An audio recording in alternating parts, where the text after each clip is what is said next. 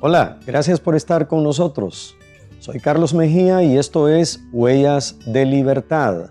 Síganos la pista y juntos descubramos cómo mantenernos libres en Cristo Jesús del robo, un pecado que no se menciona mucho cuando de perder nuestra libertad personal se trata, pero que puede atraparnos a todos.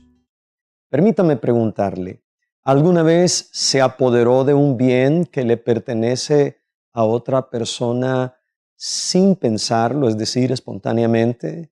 ¿Se ha dejado llevar por la tentación de sustraer recursos asumiendo que será capaz de devolverlos? Cuando nadie lo ve y tiene la oportunidad de apoderarse de algo que le apetece, ¿se deja llevar por ese impulso? ¿Es usted de los que siempre busca ganar aunque tenga que hacer cosas ilegítimas?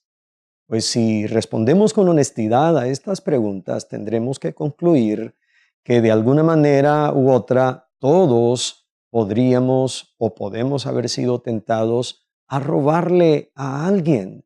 Desde ese simple hecho de quedarse con un bien ajeno que llegó de forma espontánea, como cuando le prestan a usted un libro o algo por el estilo, o también así como aquel que roba con amaños, roba una idea, un proyecto, una oportunidad de negocios, o hasta el robo a mano armada, todos podríamos ser tentados a robar. Es más, existe el riesgo de que nos volvamos esclavos de la cleptomanía, como le llaman los expertos de la psicología, a ese problema de robar habitualmente. La Real Academia Española define robar como quitar o tomar para sí con violencia o con fuerza lo ajeno. Tomar para sí lo ajeno, dicen también en otra de sus definiciones, o hurtar de cualquier modo que sea. Pero refiriéndose a hurtar, ellos dicen que hurtar es tomar o retener bienes ajenos contra la voluntad de su dueño, sin intimidación en las personas ni fuerza en las cosas. Ahora, ¿cómo es que se manifiesta el robo? ¿Cuándo es que nosotros estamos ya cayendo en esta actitud pecaminosa? Pues cuando se trata de ocultar algo para que su propietario no advierta que está allí, porque nos queremos quedar con aquello. Eso es una advertencia de que estamos nosotros dispuestos a robar. O cuando se pone a recaudo un bien que debería ser devuelto a su legítimo dueño. También cuando voluntariamente se deja de aportar a una sociedad lo que es deber adquirido. Por ejemplo, los fraudes financieros, cuando se le deja de pagar al empleado o se deja de pagar los impuestos de la manera correcta. Eso debería llamarnos la atención porque eso también es un robo. También cuando de una forma ilegítima se sustrae de lo que debe entregarse o darse a alguien más. Otra de las actitudes que podría ayudarnos a descubrir si estamos entrando en el terreno del robo es cuando obtenemos algo de manera inmerecida, sabiendo que debería estar en otras manos. Quizás sea esto algún tipo de ganancia o de reconocimiento o un recurso que debe ser dado a alguien más, pero nosotros nos las arreglamos para que quede en nuestras manos. Allí, en ese tipo de instancias, nosotros podríamos decir, hemos entrado en el terreno de robo. Algunos expertos ven este problema y queremos dejarle a usted la perspectiva de cómo lo ve la gente. El doctor en historia, Héctor Alejandro Paredes, él es de origen argentino y es catedrático de la Universidad de Aconcagua en Mendoza. Él es autor del libro El robo y los ladrones adolescentes. Miren lo que dice en su libro. Dice que el robo es un asunto que es propio del marco de las culturas capitalistas. Además, define el robo como una enfermedad. Y no solo eso, lo analiza como una forma de intercambio no legitimada. ¿Qué le parecen a usted estas cosas? También un equipo de psiquiatras que son autores de un libro de texto para los psiquiatras llamado Psiquiatría Clínica, definen la cleptomanía o este robo impulsivo o compulsivo hacia tomar lo ajeno como el impulso irresistible, recurrente e intrusivo de robar objetos, y ellos dicen normalmente robar objetos sin valor. Ellos calculan que al menos el 5% de la población general tiene este problema. Además, según sus estudios, han llegado a la conclusión de que las mujeres pueden ser afectadas con este problema entre los 30 y 35 años, pero en los hombres es un poco más tardío, según lo que ellos dicen por sus investigaciones, y dicen que en los hombres puede afectarle alrededor de los 50. Josh McDowell, un prolífico escritor cristiano, comenta en su libro La verdad sí importa que estudios e investigaciones han comprobado que los jóvenes que carecen de una norma objetiva de la verdad son 2,5 veces más propensos a robar que aquellos que tienen el valor de la honradez en este caso. ¿Qué piensa usted de todo esto? Ya hemos visto entonces la perspectiva de cómo lo ven algunos expertos. No obstante, en Huellas de Libertad nos interesa darle la perspectiva de Dios. ¿Qué dice la Biblia acerca de robar? ¿Cómo lo ve Dios? Quédese con nosotros. Al regreso veremos qué dice la Biblia sobre el robo. Conocer.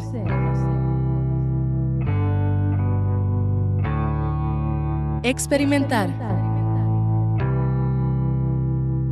Vivir. Sin condenación. La verdad que nos lleva a completa libertad. Huellas de libertad.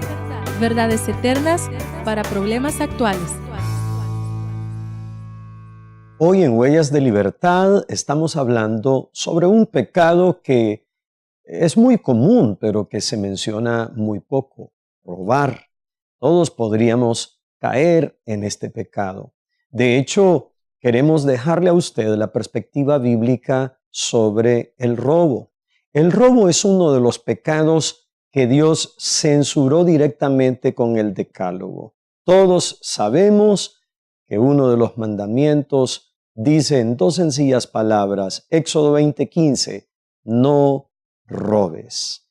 No debemos robar, no debemos tomar lo que pertenece a otra persona. Para Dios era sumamente importante establecer límites y normas que le permitieran al pueblo de Israel, que era el pueblo escogido por Dios, que le permitieran una convivencia y una vida en comunidad agradable para todos.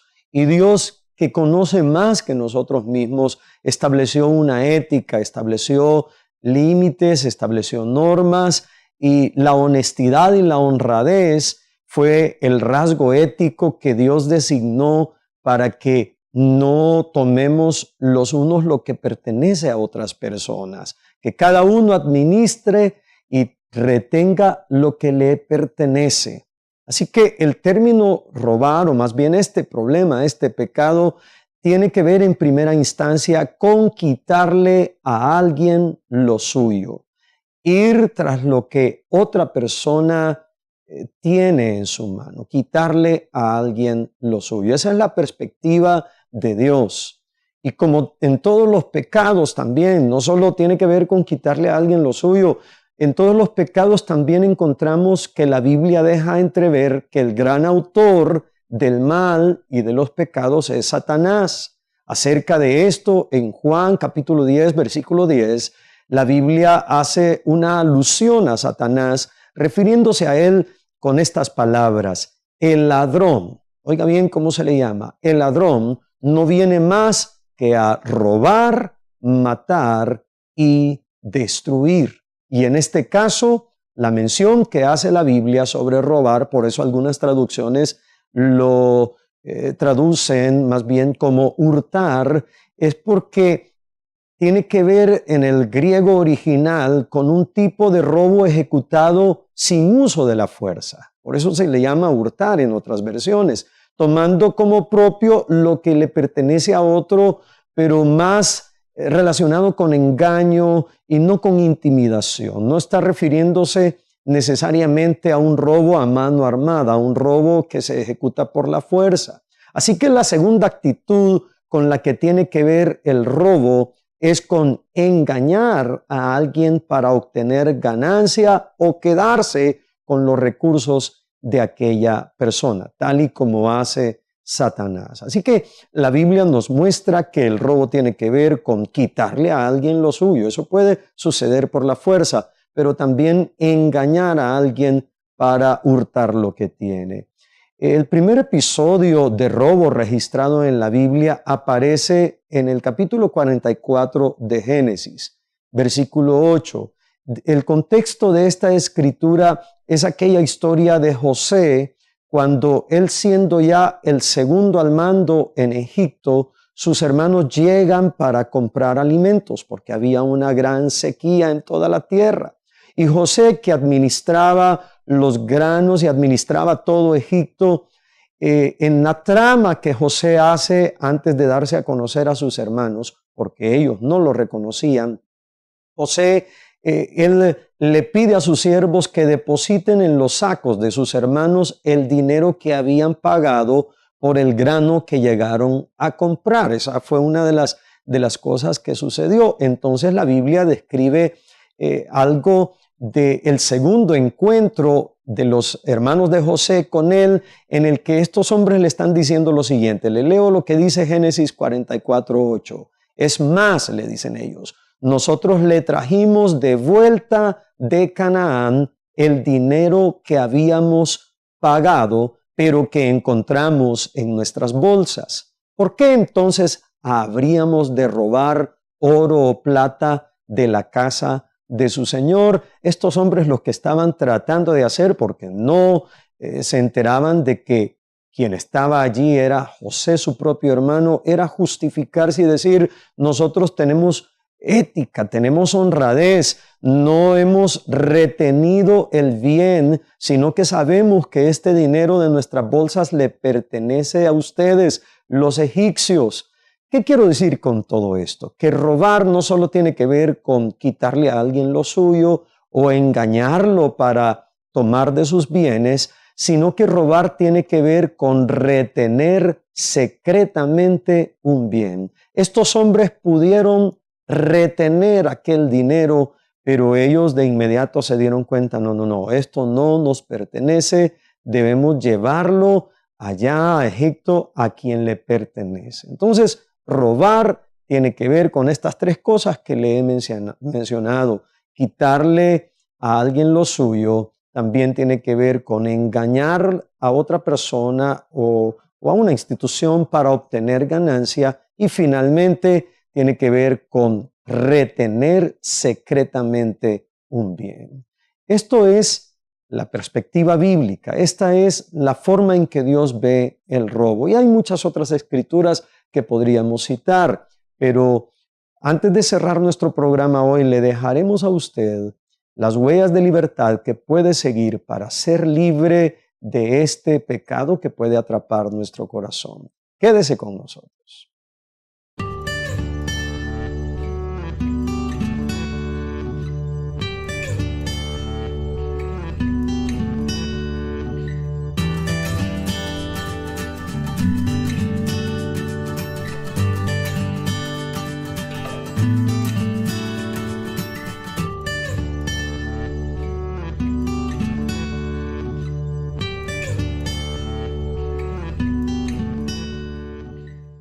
Robar, un pecado que puede atrapar nuestros corazones. Y hoy en Huellas de Libertad le queremos ofrecer a usted qué paso seguir para ser libre de este mal que podría atrapar su alma.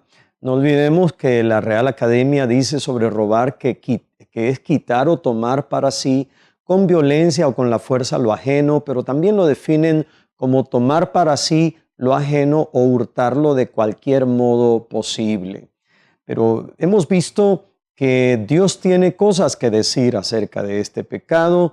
Les recuerdo lo que ya hemos aprendido. El término robar en la Biblia o la perspectiva de Dios acerca de este pecado lo relaciona en primera instancia con quitarle a alguien lo suyo. En segundo lugar, con engañar para obtener recursos, para obtener ganancia. Pero también robar tiene que ver con retener secretamente un bien. Y si revisamos nuestra vida, como lo decíamos al inicio del programa, debemos concluir que todos o hemos sido tentados o hemos caído en este pecado.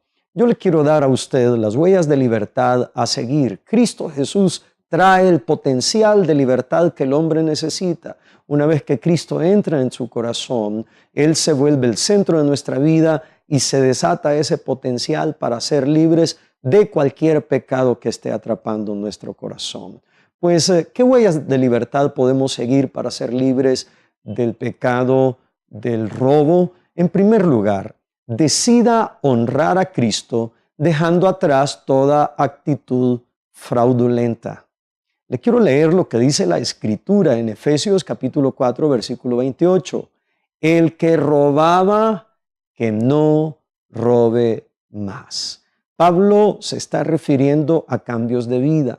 En ese pasaje Pablo está diciendo, quítense el ropaje de la vieja naturaleza, desháganse de aquello viejo, cambien su mente y revístanse de un nuevo hombre. Y luego, entre otros consejos que Pablo da acerca de la vida práctica para el creyente, dice el que robaba. O sea, si uno de ustedes robaba, pues ahora que tiene la nueva vida en Cristo, no robe más. Usted y yo entonces podemos decidir honrar al Señor dejando atrás toda actitud fraudulenta. En segundo lugar, conviértase en alguien que contribuye con la necesidad ajena.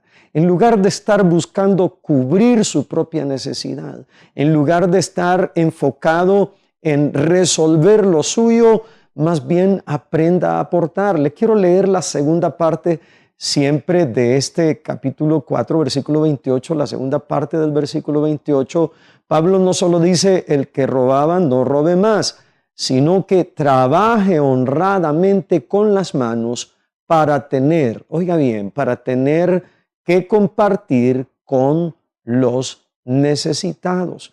Imagínense si todos los que estamos en Cristo y aún aquellos que deben conocer del Señor comenzáramos a optar por esta actitud de darle lugar a la necesidad de otros. El consejo de Pablo entonces es que trabajemos honradamente, que busquemos cualquier forma de generar fruto del trabajo y que más bien destinemos de ese fruto para compartir con el que tiene necesidades. Así que el segundo consejo, la segunda huella de libertad es usted conviértase en alguien que contribuye con la necesidad ajena en lugar de estar viendo cómo consigue para sus propias necesidades. Y por último, ¿cómo podemos ser libres del robo? Pues restituya a su dueño original lo que tiene en su mano y que no es suyo. Llévelo. Recordamos lo que acabamos de leer de los hermanos de José. Ellos habían cometido terribles pecados, pero en este caso, por alguna razón, ellos llegan y hacen lo que es correcto. Ellos dicen, no, traemos de vuelta lo que les pertenece a ustedes. Pues también podemos recordar un lindo episodio de la Escritura que nos muestra que la restitución es deseo divino. Lucas capítulo 19, versículo 8, relata cómo Zaqueo, una vez teniendo a Cristo en casa, llega a un nivel de conversión demostrado con hechos. Dice esta escritura, pero Zaqueo dijo resueltamente, o sea, fue una decisión del corazón. Mira, Señor, ahora mismo voy a dar a los pobres la mitad de mis bienes. O sea, aplicó lo que acabamos de hablar. Él pensó en los necesitados. Y sigue diciendo la escritura, y si en algo he defraudado a alguien, le devolveré 4 veces la cantidad que sea.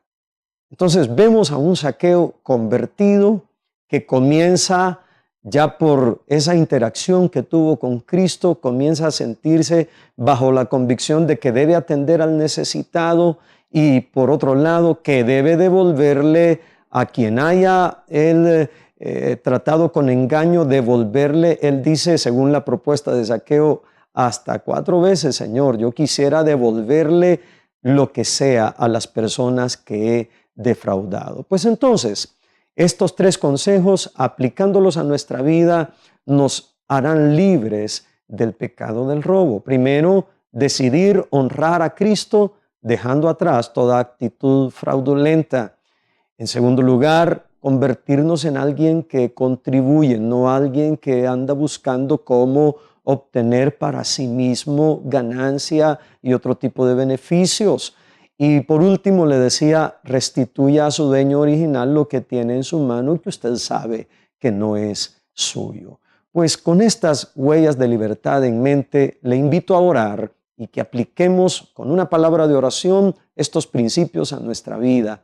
Señor, estamos de acuerdo en que todos podemos estar encerrados y esclavizados al pecado del robo, pero hoy queremos pedirte que nos ayudes a tomar la decisión correcta, como Pablo lo aconsejó. El que robaba, no robe más. Si alguien, Señor, que está escuchando este mensaje, ha tenido como estilo de vida el robo, hoy por causa del amor a tu nombre y de conocerte a ti, puede ser libre.